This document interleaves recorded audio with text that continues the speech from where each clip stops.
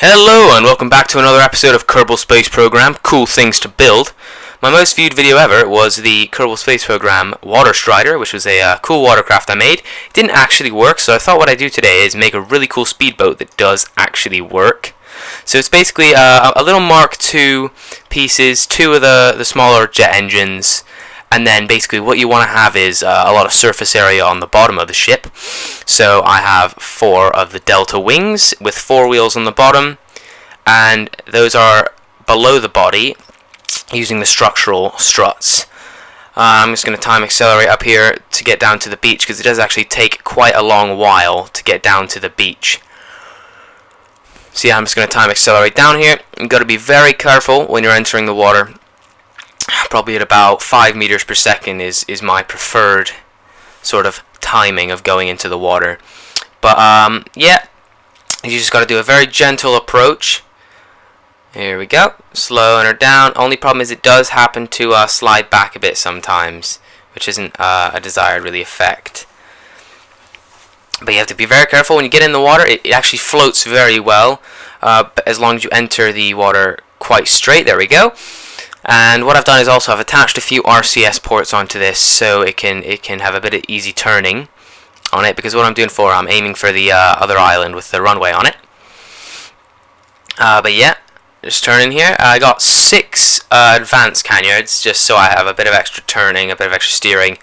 One bit of advice I do have though, if you're going to be turning, do it quite slowly, otherwise if you try to turn at speed you'll just flip. And another thing of advice I do have is don't actually time accelerate either, because that causes the nose to dip down, which could cause it to crash, because it's very delicate.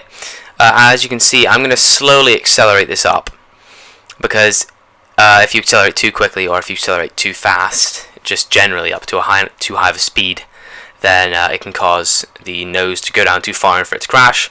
So I just have a bit of RCS on here. I'm not actually controlling, I'm just letting it do its job, keep me in a general position, because the nose is going to dip down the faster I go. And what I do is I try to go at about 75-80% of the max thrust. That's about as fast as it can go. That'll get you up to about 80 meters per second. 79 is about the highest I've gotten, because it's a bit dangerous past that speed, but that's a pretty good general speed you have there. Yeah, but after a while the nose will settle down once you accelerate up to a high enough speed, and then you can just turn off the RCS ports and you'll be on your way. This is actually quite a good method for long distance travel. I've noticed it can. The furthest I've gotten is about 150 kilometers away from the KSC.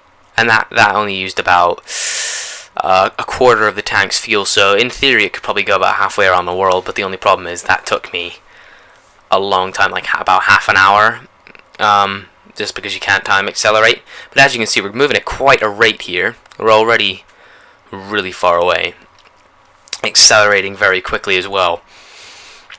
Yeah, and it'll just go at a steady speed, and it's very steady. See there, you can see me on the map there. That's me going to the other island, and then that's where I got to the other ship on the top right. That's where I got the other ship to. So it was very far away, so far that I couldn't even see any of the mainland, because I had gone so far and had curved around the Earth. But yeah, it moves very quickly. It's certainly good for a short distance. And this was just me here doing a bit of turning. You have to slow down to about 10 meters a second, then you can turn easily, which is nice. So yeah, here we go. Just turning it.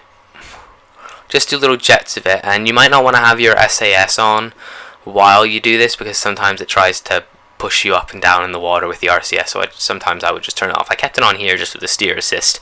I do like the new features they've added with the assisted steering in, so it sort of makes it easier firing towards the apoapsis, like when you're trying to get into orbit, because sometimes it's just a bit frustrating.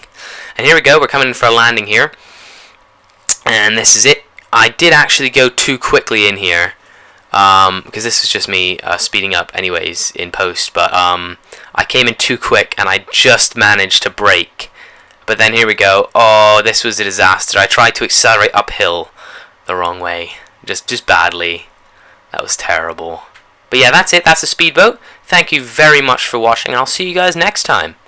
Bye!